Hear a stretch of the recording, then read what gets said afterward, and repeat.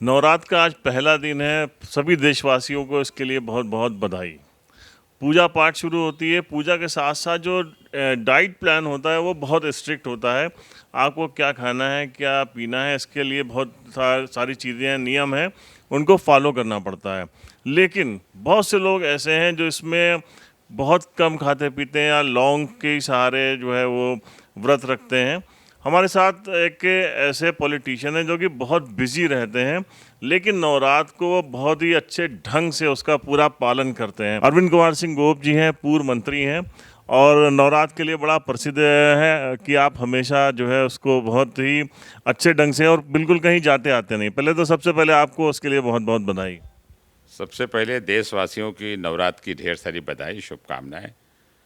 माँ भगवती पूरे प्रदेश और देश के कल्याण हो, सुख शांति अमन चैन बना रहे, मैं उनसे प्रार्थना करता हूँ।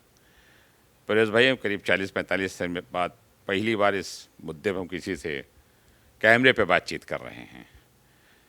मुझे खुद नहीं याद है, मैं 3rd या 4th का स्टूडेंट था, तब से मैं नवरात्र का व्रत रहता हूँ। और एक ऐसा संस्कार है परिवार के, पूरे घर ही लोग पूजा पाठ करते हैं। और मैं नवरात्र व्रत करीब 27-28 साल लगातार सिर्फ जल ग्रहण करता था। न दूध, न फल, न दूध। हमारे सारे मित्र बैठे हैं, वो उठता था पूजा कर, वही लौंग उठाता था, उसी को प्रसाद मानता था। इधर क्योंकि व्यस्तता ज़्यादा, तब हम लिक्विड डाइट ले लेते हैं पूजा करने के बाद। मेरा ये मानना है कि आदिशक्ति की आराधना हम करते हैं, और तमाम ऐसे मौके आए जहाँ लगा सारे रास्ते बंद हैं, लेकिन माँ भगवती का स्मरण करने से सारे रास्ते अपने आप खुल जाते हैं। मेरा पूरा भरोसा, पूरा यकीन है। और मैं जानता हूँ आदमी चाहे जिस धर्म का मानने वाला हो, उसको उस धर्म में पूरी आस्था होनी चाहिए। ये भारत देश इसीलिए माना जाता है, हिंदू, मुस्लिम, सिख, ईसाई सब आपस में रहते हैं, बहुत प्रेम से रहते हैं। ये मेरी अपनी आदत है। हम पूजा भी करते हैं, और मैं नित्य 365 दिन ईश्वर की शरण में रहता हूँ। अच्छा, जब आप मंत्री थे, सरकार में थे या सरकार में नहीं भी रहते हैं, तो हम हमेशा आपके साथ एक बड़ी भीड़ लोगों की आती है, अपने काम के लिए आपके पास आती है। तो ये जो इससे कैसे समय निकालते हैं आप नवरात्र के दौरान? मैं ये सारी भीड़, सारी ताकत माँ भगवती की कृपा, आप लोगों का आशीर्वाद से मुझे मिलती है। मैं जब छोटा था, मैं जब छात्र राजनीति था, तब भी मैं लोगों से मिलता था। ये सही बात है, मैं बीच में घर के बाहर नहीं निकलता था 9 दिन। मैं स्वयं कलश स्थापना करता हूँ पंडित के साथ, और दुर्गा सप्तशती का 13वां अध्याय मैं स्वयं रोज खुद करता हूँ, और शाम को परिवार साथ आरती करता हूँ। लेकिन इधर 10-15 सालों से मेरी कोशिश होती कि 12:30-11 जब हम पूरा पाठ करके उठें, तो जो मेरी असली जिम्मेदारी है, जो मेरी नैतिक जिम्मेदारी माँ भगवती ने दी है, सरकार के हम मंत्री थे, जो गरीब हैं, किसान हैं, नौजवान हैं, जो कहीं से पीड़ित हैं, परेशान, उनकी समस्या को हम सुनें। मेरा एक सीधा सीधा मानना, अगर हम लोगों की समस्या को सुनते हैं, लोगों की मदद करते हैं, तो हम कोई कमाल नहीं करते। ये ऊपर वाले ने मुझे इस लायक बनाया कि लोगों की बात को सुनो। जिस दिन घमंड करेंगे सब खत्म हो जाएगा।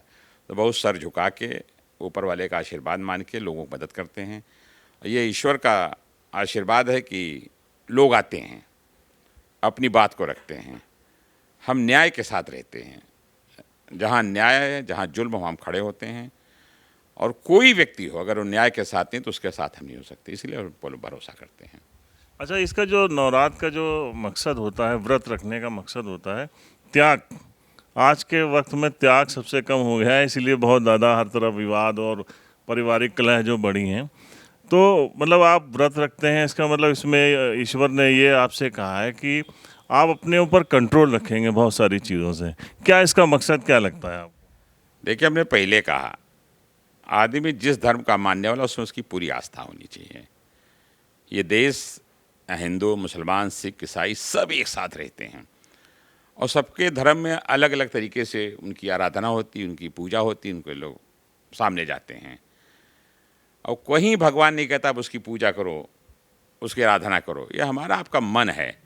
हम जब मन से किसी चीज़ को मान लें, तो उससे बड़ी ताकत कुछ नहीं होती। हम तो कहते हैं कि हमारे यहाँ छोटे बच्चे भी पूजा करते हैं, बड़े भी पूजा करते हैं। ये एक संस्कार है परिवार का। आदमी देखता है कि हमारे फादर क्या कर रहे हैं, ग्रैंडफादर क्या कर रहे हैं। ये भारतीय संस्कृति है। और मेरा ये मानना है कि जब ऊपर वाले की आराधना या प्रार्थना में रहो, तो मन वहीं लगना चाहिए।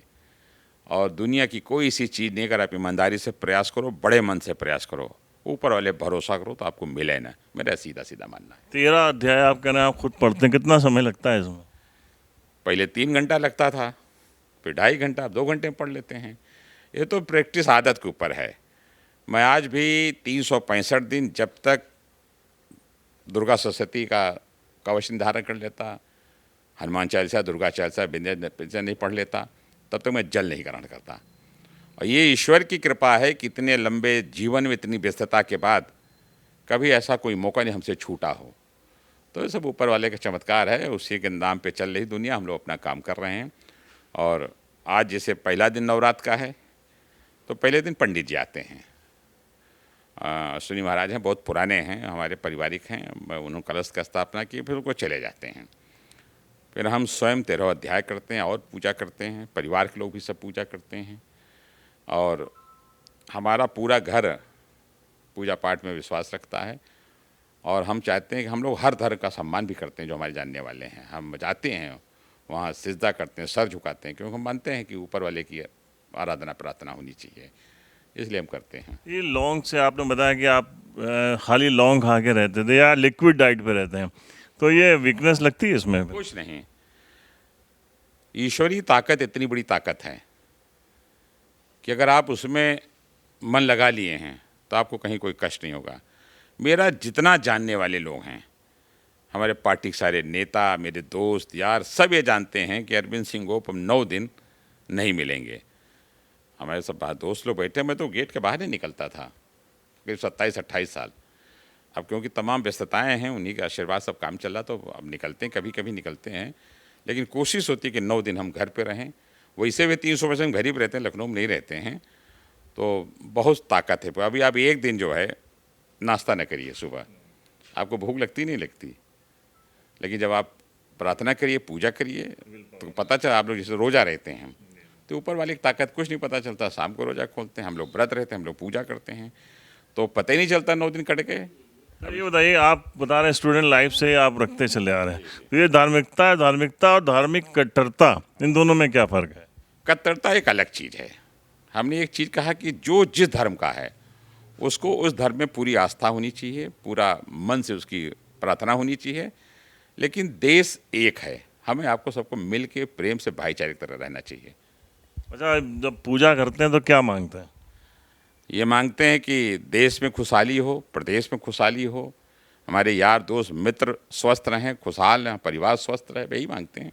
अपने लिए क्या मांगते हैं? ईश्वर कृपा बनी रहे, सब कुछ दे रहा है ऊपर वाला, ऊपर वाला है, तो राजनीति से नहीं मांगते कुछ? कुछ नहीं, उनकी कृपा है, सब है, उससे बड़ी ताकत कुछ नहीं है। क्या संदेश है आखिर में नवरात्र के वक्त पूरे देशवासियों का का? पहला दिन है, पूरे प्रदेश देशवासियों को ढेर सारी बधाई, शुभकामनाएं। माँ भगवती से प्रार्थना है कि प्रदेश और देश में अमन चैन रहे, मोहब्बत रहे, भाईचारा रहे और हमारा प्रदेश देश तरक्की के रास्ते पर चले। बहुत बहुत धन्यवाद। ये थे पूर्व मंत्री अरविंद कुमार सिंह गोप साहब, जो बता रहे थे कि कैसे धर्म का पालन करके सभी धर्मों का सम्मान किया जाता है और अपने धर्म को, जो जो जिस धर्म में है वो अपने धर्म को माने और दूसरे के धर्म का सम्मान करें, समाज के लिए दुआ करें। यही उनका संदेश है, यही हम सबका संदेश है। बहुत बहुत धन्यवाद।